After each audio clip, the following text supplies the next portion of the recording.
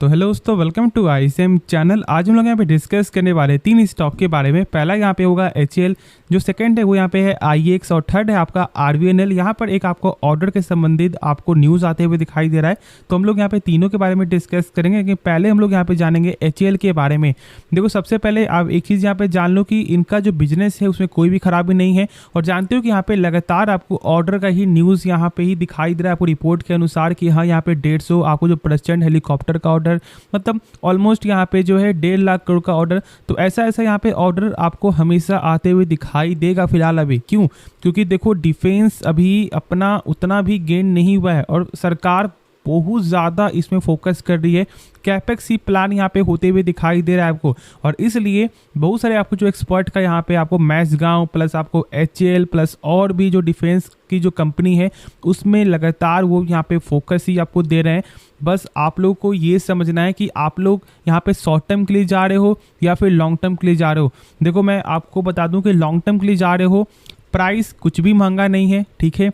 साथ साथ मैं यहाँ पे एक चीज़ और बता दूं कि जो लोग यहाँ पे शॉर्ट टर्म के लिए जा रहे हैं, तो बस समझना आपको क्या है ना कि देखो, अक्सर क्या देखा जाता है कि जब भी कोई कंपनी का यहाँ पे कॉर्पोरेट एक्शन होता है, खास तौर से बोनस या फिर आपको स्टॉक स्प्लिट के रिगार्डिंग, तो कहीं ना कहीं स्टॉक आपको एक्स रेट के बाद थोड़ा सा यहाँ पे आपको फ्लक्चुएट करता है, या फिर हम लोग ऐसा बोले कि कुछ दिनों के लिए वो एक साइडवेज चलते हुए दिखाई देता है।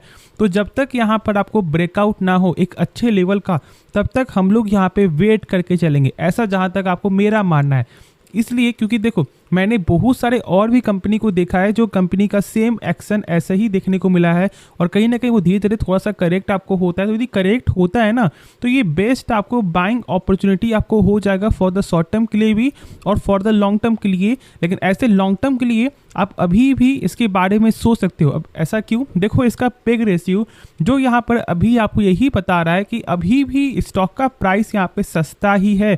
0.89 का पेग रेशियो, ठीक है, 1 से कम होना चाहिए, और ये 1 से कम अभी यहाँ पे दिखाई भी दे रहा है।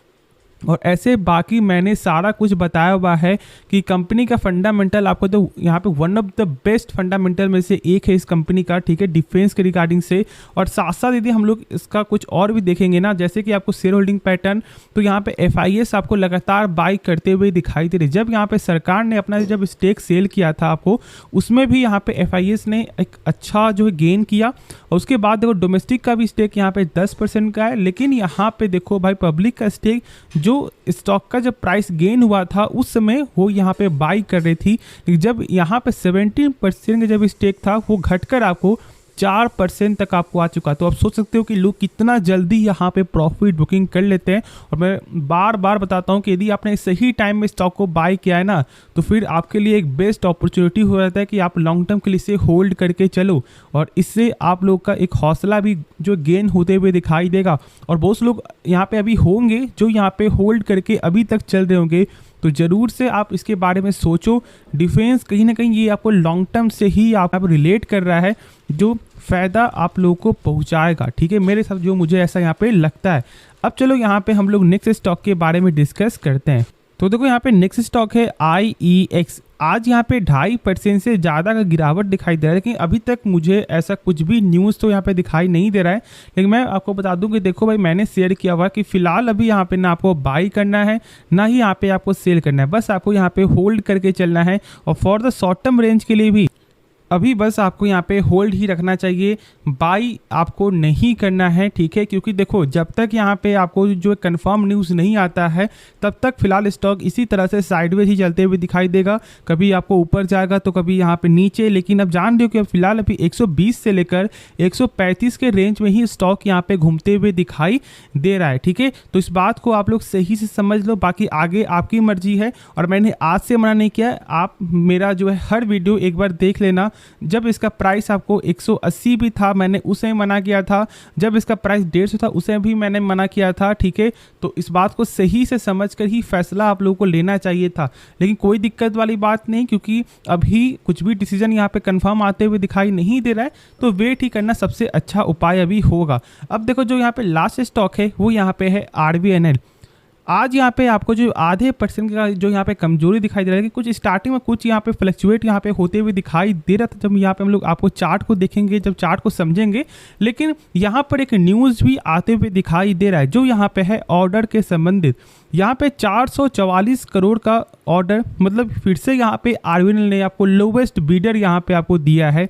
और कहीं ना कहीं जानते हो कि यहाँ पे आरबीएनएल आपको हमेशा एक ही चीज़ यहाँ पे दिखाई कर देता है कि वो आपको हर बोली में आपको जो है सबसे कम भाव, और इसलिए इनके पास ऑर्डर की कोई भी कमी नहीं है। इस बात को भी आप लोग सही से जान लो, और इसलिए आप अभी तक यहाँ पे होल्ड करके चल रहे हो क्योंकि इसका ऑर्डर बुक ही शानदार यहाँ पे दिखाई देता है। अब देखो फिर से यहाँ पे न्यूज़ जो है, फिर से जो कि ऑर्डर है वो यहाँ पे मिलते हुए दिखाई दे रहा है आपको हिमाचल प्रदेश से ही, जो आप देख सकते हो कि यहाँ पे इंफ्रा जो स्ट्रक्चर का ही फिर से इनको ऑर्डर है, मतलब कुछ ना कुछ यहाँ पे बिल्ड करना है। और जानते हो कि यहाँ पे पहले भी आपको जो हिमाचल प्रदेश की सरकार से यहाँ पे ऑर्डर आते हुए दिखाई दे रहा था, जो ऑलमोस्ट यहाँ पे मुझे यहाँ पे याद है 1100 कुछ करोड़ का ऑर्डर था, और फिर से ये 444 करोड़ का ऑर्डर। लेकिन फिलहाल आप लोग एक चीज़ गौर कर रहे होगे कि ऑर्डर तो यहाँ पे मिल रहा है लेकिन स्टॉक में कुछ यहाँ पे खासा फर्क यहाँ पे दिखाई नहीं दे रहा है। और मैंने शेयर किया हुआ है, देखो जब तक यहाँ पे आपको 174 के ऊपर ये सस्टेन करते हुए दिखाई नहीं देगा ना, तब तक फिलहाल स्टॉक इसी तरह से अप्स एंड डाउन दिखाई देगा। तो यदि आप इस स्टॉक के बारे में अभी सोच रहे हो कि काश यहाँ पे हम लोग क्या बाई कर लें, तो देखो समझो एक चीज़ कि जब तक जो मैंने बताया कि 74 के ऊपर यदि ये सस्टेन करता है तो ही आप इसके बारे में सोचना। कम से कम 2 दिन में यदि सस्टेन करता है तो फिर सही होगा मेरे हिसाब से। बाकी आप लोगों को अभी यहाँ पे होल्ड रखना है, सेल बिल्कुल नहीं करना है। आपने एक हाई प्राइस पे स्टॉक को बाई किया, ठीक है, थोड़ा सा आपने यहाँ पे मिस्टेक कर लिया क्योंकि आप यहाँ पे जो है चढ़ते गाड़ी में आपने नहीं चढ़ा, ठीक है। जब आपको स्टेशन के करीब था तब वो आप यहाँ पे जो है चढ़ने का कोशिश किए, ठीक है, लेकिन इससे कोई फ़र्क आपको जो है दिक्कत वाली बात नहीं, क्योंकि उसके बाद भी यहाँ पे नेक्स्ट जो स्टेशन है तो स्टॉक वहाँ तक भी जाने का जो क्षमता रखता है। तो मेरे हिसाब से बेस्ट अपॉर्चुनिटी हो जाएगा यदि स्टॉक यहाँ से नीचे गिर गया। फिर से यदि लेवल आपको मिल जाता है 130 140 का, तो बेस्ट बाइंग लेवल यहाँ पे बन जाएगा मेरे हिसाब से। तो ज़रूर से आप यहाँ पे होल्ड करके चलना। सेल मेरे हिसाब से आप लोगों को नहीं करना चाहिए।